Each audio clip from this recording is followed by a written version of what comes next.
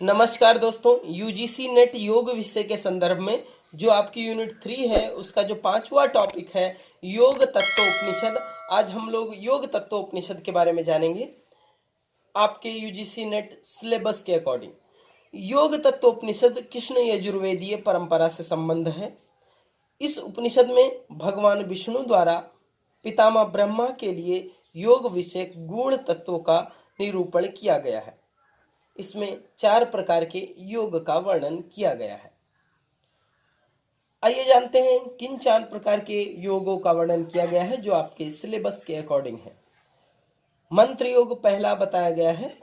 मंत्र योग की वर्णन करते हुए बताया गया है कि मातृका आदि से युक्त मंत्र का 12 वर्षों तक निरंतर जप करना ही मंत्र योग कहलाता है। मंत्र योग से साधक क्रमशः अणिमा आदि का ज्ञान प्राप्त करता है। मंत्र योग सामान्य कोटि के साधक करते हैं जिसकी बुद्धि अल्प होती है। इसमें बताया गया है मंत्र योग के अनुसार कि अणिमा आदि जो अष्ट सिद्धियां बताई गई हैं, अणिमा, लघिमा, गरिमा, प्राप्त, काम्य, वशित्व, ईशित्व, तो इस प्रकार से मंत्र योग द्वारा योग तत्वोपनिषद के अनुसार आप अष्ट सिद्धियां प्राप्त कर सकते हैं। इसका समय भी निर्धारित किया गया है कि जो मातृका आदि से युक्त मंत्र को 12 वर्षों तक निरंतर जप करने पर यह सिद्धि प्राप्त होती है और इसे सामान्य कोटि के साधक करते हैं। फिर दूसरे योग के बारे में लय योग बताया गया। लय योग का वर्णन करते हुए कहा गया है कि लय योग परमात्मा में चित्त का लीन हो जाना लय योग कहलाता है। लय योग करोड़ों प्रकार का वर्णित है। चलते, बैठते, रुकते, शयन करते, भोजन करते, कला रहित परमात्मा का चिंतन चलते रहना चाहिए। यह लय योग कहलाता है। हठ योग। हठ योग में इस उपनिषद के अनुसार अष्टांग योग की चर्चा की गई है। यम, नियम, आसन, प्राणायाम, प्रत्याहार, धारणा, भ्रुकुटी मध्य, श्री हरि का ध्यान तथा समाधि समावस्था को अष्टांग योग कहते हैं। आसन, इसमें सिद्धासन, पद्मासन, सिंहासन और भद्रासन अर्थात 4 आसनों का इसमें वर्णन किया गया है। अगर आपसे पूछता है इस उपनिषद के अनुसार कितने आसनों का वर्णन किया गया है तो आपको 4 आसन याद रखने हैं, सिद्धासन, पद्मासन, सिंहासन और भद्रासन। फिर बात करते हैं राजयोग की।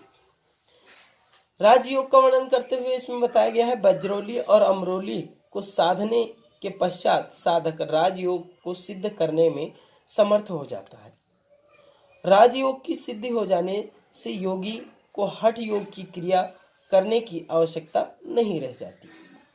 यह इसमें राजयोग का वर्णन करते हुए बताया गया है। आहार एवं दिनचर्या के बारे में इसमें वर्णन आता है कि निषिद्ध आहार क्या क्या है।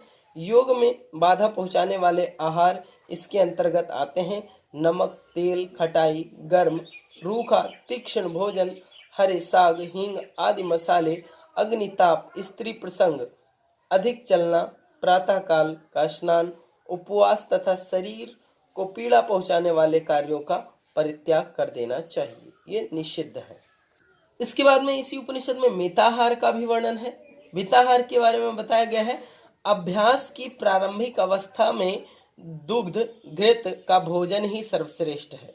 गेहूं, मूंग एवं चावल का भोजन योग साधना में सहायक होता है और साधना में वृद्धि भी करता है, जिससे वायु को इच्छानुसार धारण करने की क्षमता बढ़ती है। योग सिद्धियों के प्रारंभिक लक्षण बताए गए हैं इसमें।